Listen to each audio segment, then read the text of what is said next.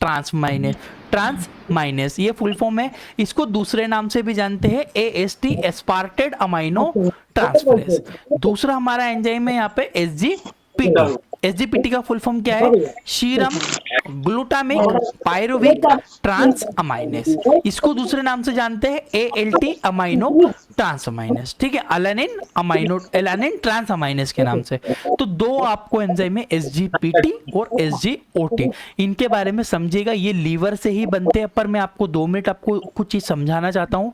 SGOT और SGPT ये दोनों एंजाइम है, एक फिक्स एंजाइम इनमें ऐसा होता है जो लीवर में ही बनता है, एक एंजाइम होता है जो लीवर में बनता है पर दूसरे अंगों में भी बन सकता है। तो ये कंफर्मेशन के लिए आप कैसे समझ पाओगे कि लीवर में ही प्रॉब्लम है, ये लाइन पढ़िएगा, इनसे आपको सारी चीजें क्लियर हो पाएगी। बोथ एंजाइम, बोथ का मतलब एसजीओटी और एसजीपीटी दोनों enzyme which is produce by hepatic cell of liver, यानी कि ये दोनों एंजाइम लीवर की हेपेटिक कोशिकाओं के द्वारा बनाए जाते हैं। एसजीओटी भी लीवर बनाता है, एसजीपीटी भी बनाता है, परंतु ये लाइन समझिएगा, SGOT enzyme produce by liver as well as some body organ, कुछ और बॉडी अंगों के द्वारा भी बनता है।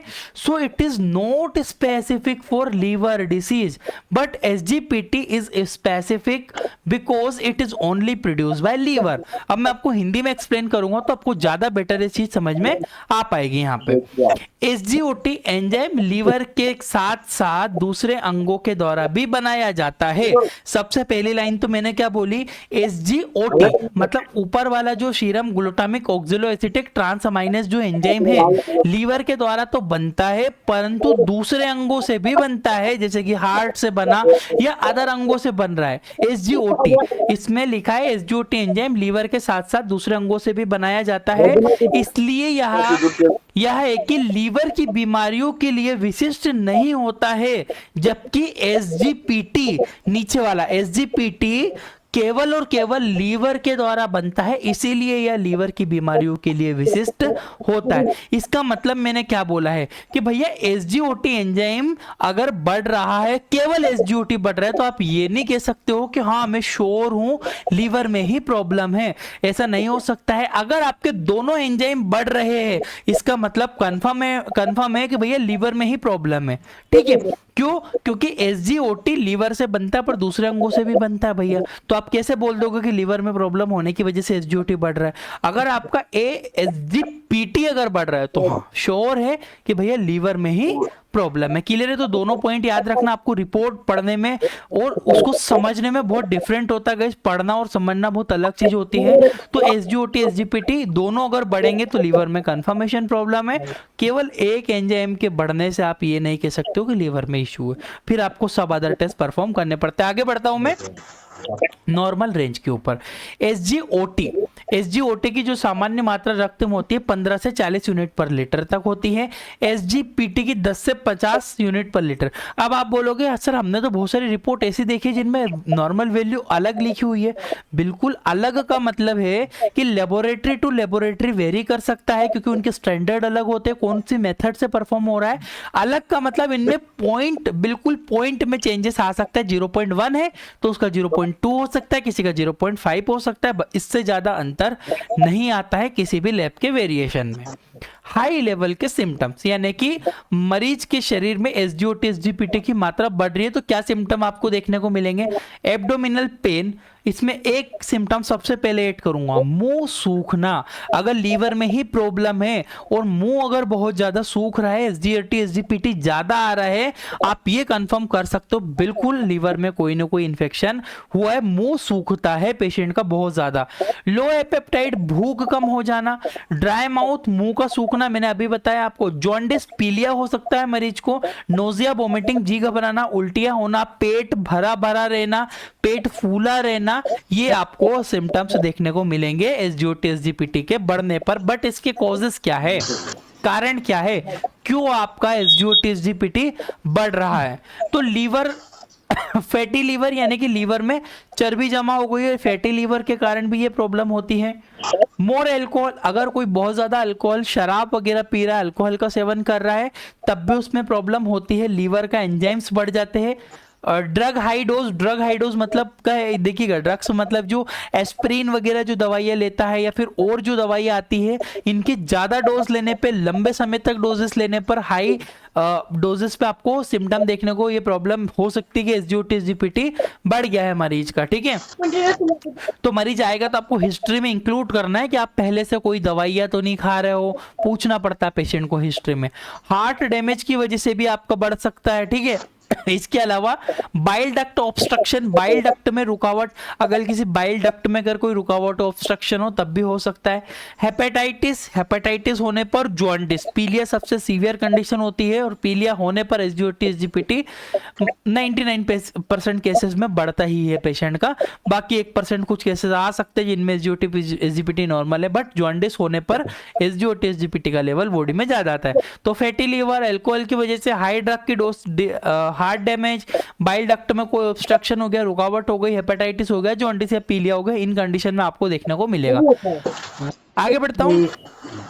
ट्रीटमेंट में स्टैंडर्ड डोजेस है, कोई भी अपनी मर्जी से दवाइयां ना ले, ये फार्मासिस्ट, मेडिकल, डॉक्टर, प्रैक्टिशनर के लिए वीडियो है, ठीक है।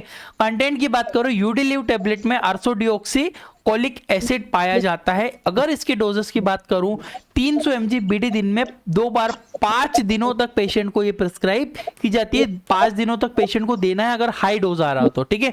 यूडिलिव के नाम से आपको मार्केट में मिल जाएगी। आर्सोडियोक्सिकोलिक एसिड, इसके अंदर जो ड्रग सोल्ट होता है, कंपोजिशन होता है, ये टैबलेट्स आपको देखने को और जो है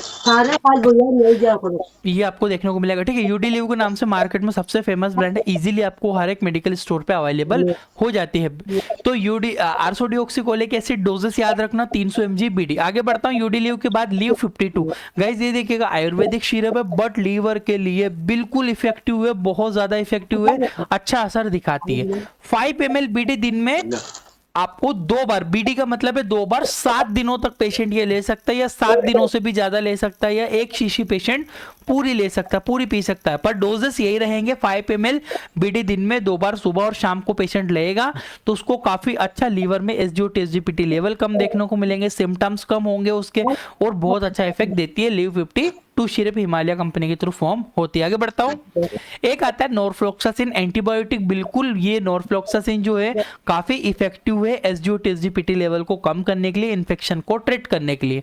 400 mg की टेबलेट बीडी दिन में 2 बार पेशेंट को प्रिस्क्राइब करना है, 5 दिनों तक दी जाती है, मतलब 5 डे का डोजेस है। मैं आपको प्रिस्क्रिप्शन फॉर्म आगे अभी बना के बता देता हूं इसका, ठीक है। तो norfloxacin tablet IP Indian pharmacopoeia 400 mg 400 mg BD सुबह और शाम को पेशेंट को प्रिस्क्राइब करना है, 5 दिनों तक एंटीबायोटिक दी जाएगी। अब अच्छा किसी का बढ़ रहा है तो क्या एक प्रिस्क्रिप्शन फॉर्म बनता है पेशेंट का, वो समझिएगा। टेबलेट आर्सोडियोक्सिकोलिक एसिड की यानी कि यूडिलिव टेबलेट पेशेंट को देना है 150 mg बीडी दिन में 2 बार देना है, 5 दिनों तक प्रिस्क्राइब की जाएगी। टेबलेट एंटीबायोटिक देना है नॉरफ्लॉक्सासिन 400। अब ये डोजेस है केवल और केवल नॉर्मल कर, अगर बहुत ज्यादा एसजीओटी हजार पहुंच गया तो एडमिट करने की नीड है पेशेंट को। फिर अगर नॉर्मल बढ़ा है, 100 बढ़ा है, 150 बढ़ा है, थोड़ा बहुत बढ़ा है, तो आप उसको मेडिसिन से प्रिस्क्राइब कर सकते हो इस तरह से, ठीक है। तो आर्सोडियोक्सिकोलिक एसिड टेबलेट यूडिलिव देना है, नॉरफ्लॉक्सासिन 400 mg बीडी 5 दिनों तक का पूरा डोजेज है। पेंटाप्रोजोल भी देना है अगर उसको ज्यादा एसिड वगैरह फॉर्मेशन हो रही हो, पेट में जलन हो रही हो, इस तरह की दिक्कतें देखने को मिलेगी तो पेंटाप्रोजोल कंपलसरी देना ही आपको पेशेंट को, ठीक है। उससे ये प्रॉब्लम नहीं होगी। ओडी दिन में 1 बार देना है टेबलेट सुबह के समय 5 दिनों तक, और साथ में लीव 52 सिरप भी दी जा सकती है। 5 ml बीडी ऑप्शनल है, आप रखो, ठीक है। रखोगे पेशेंट को जल्दी इफेक्ट लगेगा, जल्दी आराम लगेगा। तो ये आपको 4 याद रखना, आर्सोडियोक्सी, यूडिलिव टेबलेट, नॉरफ्लॉक्सासिन, पेंटाप्रोजोल, और ये टोटल 5 डे का डोज बना के पेशेंट को देना है। 5 डे के बाद वापस पेशेंट को एक बार और बुलाना है, वैसे 3 डे के गैप में बुलाना है आपको। पहले पेशेंट को प्रिस्क्राइब करके 3 दिन के बाद पेशेंट आएगा, फिर उसकी हिस्ट्री, प्रॉब्लम, सिम्टम देखे जाएंगे, फिर उसके बाद फिर को 2 दिन के लिए बढ़ा देना होता है। टोटल 5 डे का डोजेस बनता है। आई होप कि आपको इतना समझ में आया होगा। अब आपको समझ में आया हो, अगर आपको डिटेल से नोट्स चाहिए, पीडीएफ चाहिए,